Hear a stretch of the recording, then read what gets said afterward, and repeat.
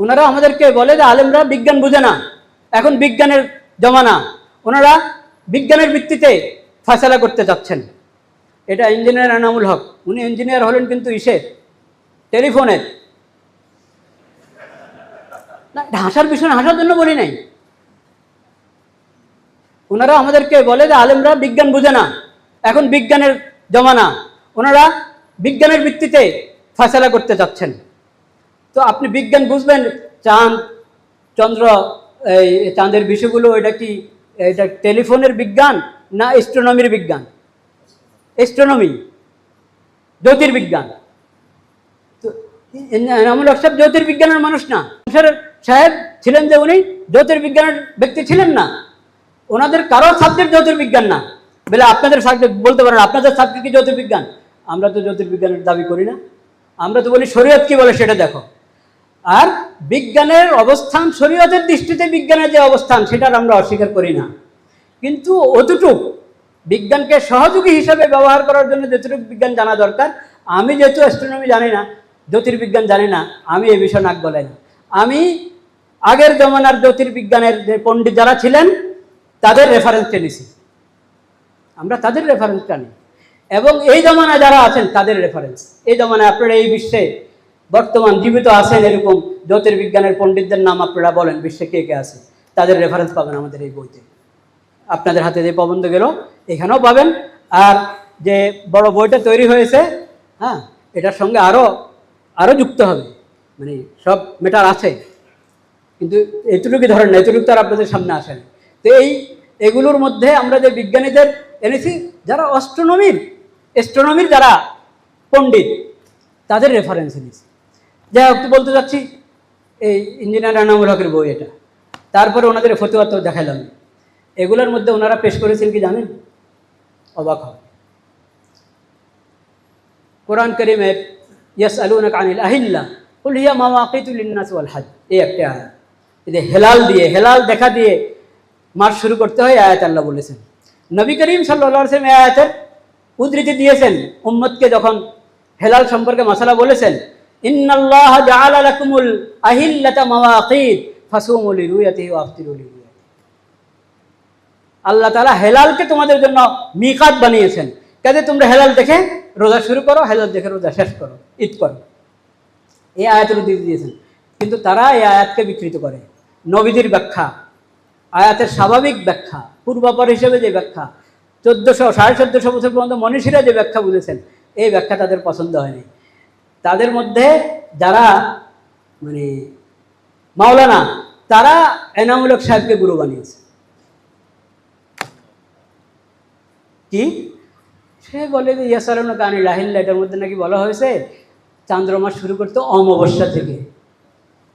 কেউ তো নাউজুবিল্লাহ বললেন না, বুঝেন না, খেয়াল করেন না কিছু, ইন্নালিল্লাহ বলেছেন। হ্যাঁ, একটা হলো হেলাল, হেলালের বিপরীত হলো অমাবস্যা। অমাবস্যা শেষ হলে হেলাল শুরু হয় নাকি? আপনারা জানেন না নাকি? হ্যাঁ, অমাবস্যার পরে হেলাল। তো হেলাল কি ঘটনাটা কোথায় শুনেন? ইংরেজিতে হেলালের একটা অনুবাদ হলো কি? নিয়ম। নিয়মন যখন সে ডিকশনারিতে খুলেছে, ইংরেজি থেকে বাংলা ডিকশনারি, নিয়মন, তো এক অর্থ লেগেছে নতুন চাঁদ, আরেক অর্থ লেগেছে অমাবস্যা। তো এখন অমাবস্যা যখন দেখেছে, খুশি হয়ে গেছে, অমাবস্যা।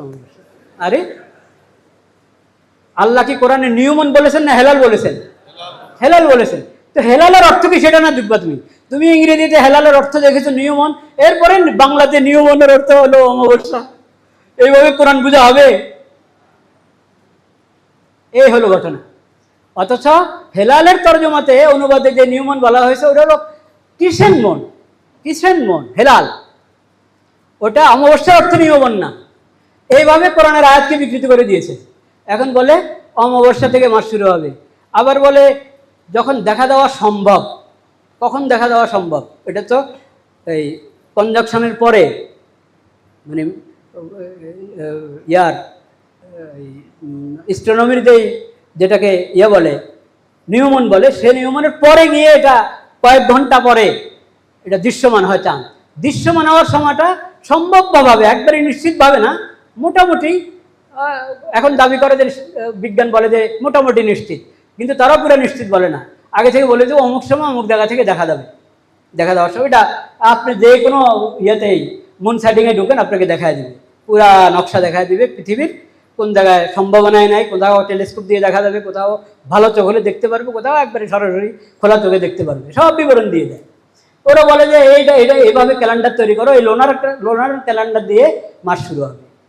তো এখন একবার বলে নিয়মন দিয়ে, মানে অমাবস্যা দিয়ে, আরেকবার বলে লোনার ক্যালেন্ডার দিয়ে। দলিল ওই আয়াতি, এই আয়াতে বলে দুনো কটার দলিল বলেন, একে আয়াত দুনো কটার দলিল। আচ্ছা, এরপরে বলে না পৃথিবীর সর্বপ্রথম দেখা ওটা সবার জন্য ফরজ। আচ্ছা, দলিল কই আয়াত, এটা দলিল আয়াত, কথা শেষে নেই। এরপরে বলে মক্কা মুকাররমে হেলালের ফায়সালা হয়ে গেলে ওটাকে পুরা বিশ্বের জন্য মানদণ্ড ধরতে হবে, দলিল কই আয়াত। সুবহানাল্লাহ।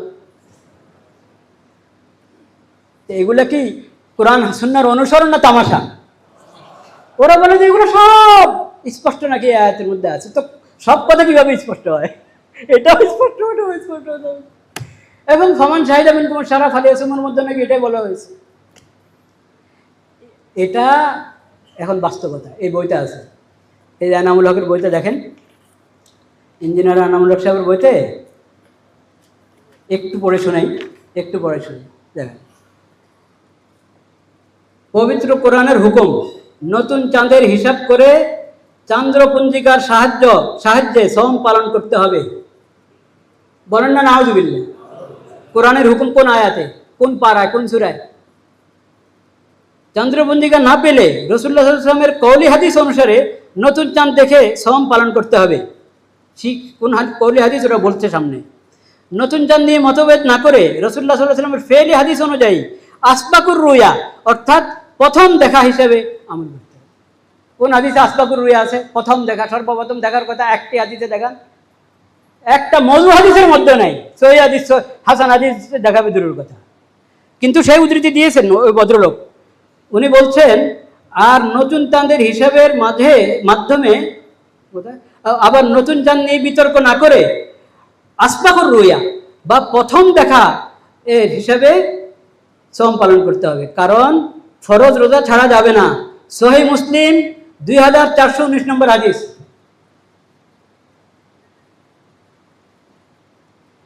ওই হাদিস কি? ওই হাদিস হলো, ওই হাদিসের মধ্যে আছে কিছু লোক সফরের অবস্থায় হেলাল দেখেছে। তো দেখেন না নতুন চাঁদ কখনো একটু বড় ছোট হয়, তো বড় হলে আমরা বলি যে এটা কালকের চাঁদে, পরশু চাঁদ, অভ্যাস আছে না, এটা আগের যুগে এরকম মানুষের অভ্যাস ছিল, এরকম একটু মোটা না, এটা আজকের হতে পারে না, এটা আরো একদিন আগে হয়েছে, আমরা দেখিনি। তারা গেল মক্কায়, সফর শেষ করে মক্কা মুকাররমে গেল। আব্দুল্লাহ ইবনে আব্বাস রাদিয়াল্লাহু আনহুকে জিজ্ঞেস করলো যে আল্লাহ রাসূলের সাহাবী, আমরা এরকম ঘটনা, আরে তোমরা কবে দেখছো সেটা বল। তো আমরাই তো যখন দেখছি তখন, এর আগে দেখিনি। যখন দেখেছো, যে রাত সন্ধ্যায় দেখেছো, এটা ওই রাতের চাঁদ। আল্লাহ তাআলা তোমাদের দেখার জন্য এটা বড় করে দিয়েছেন। হেলাল কখনো বড় হয় ছোট হয়, বড় হলেই বুঝবে না যে এটা বাসি চাঁদ হয়ে গেছে।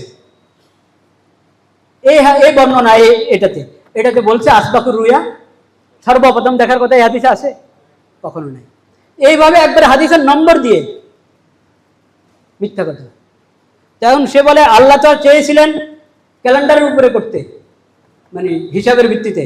নবীজি বলছেন যে হিসাব তো তোমরা পারো না, তো দেখে করো।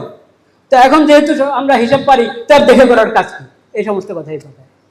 এগুলি কি বলেন কোরআন হাদিসের কথা, ইসলামী শরীয়তের কথা?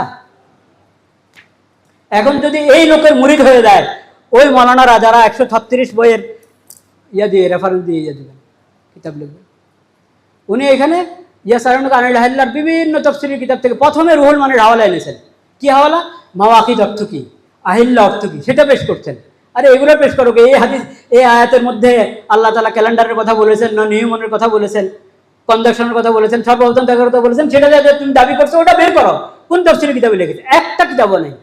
বরং এর বিপরীতে আলুসির উনি প্রথম হাওয়ালা টেনেছেন, রুহুল মানির মধ্যে আলুসি রহমতুল্লাহ আলাইহি বলেছেন যে সওম এবং ঈদ এগুলোর ক্ষেত্রে নবী করিম সাল্লাল্লাহু আলাইহি ওয়াসাল্লাম রুইয়তে হেলালকে, হেলাল দেখাকে মানদণ্ড বানিয়ে দিয়েছে। ও কথা ওখানে সামনে আছে, সেটা নকল করে না।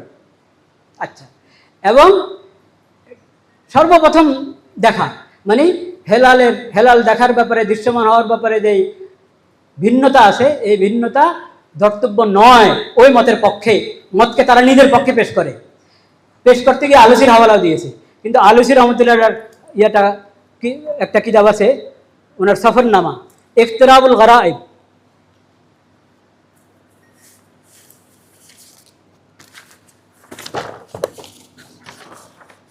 গরাইবুল ইখতিরাব ওয়া নুজহাতুল আলবাব, আলুসি, মুফাসসির আলুসি রুহুল মানিক। যে রুহুল মানিক সংশ্লিষ্ট হাওয়ালা উদ্ধৃত উনি করেন নাই, যেটা সংশ্লিষ্ট না, যেটা দরকার ছিল না ওটা এনেছেন, যেটা দরকার ছিল ওটা উল্লেখ করেন নাই। ওই হুজুরের এই কিতাব গরাইবুল ইখতিরাব, এটার মধ্যে উনি এই গরাইবুল ইখতিরাব কিতাবে 461 নম্বর পৃষ্ঠা উনি বলেছেন, وإنكار اختلاف المطالع أظهر مكابرة من إنكار اختلاف الأصابع.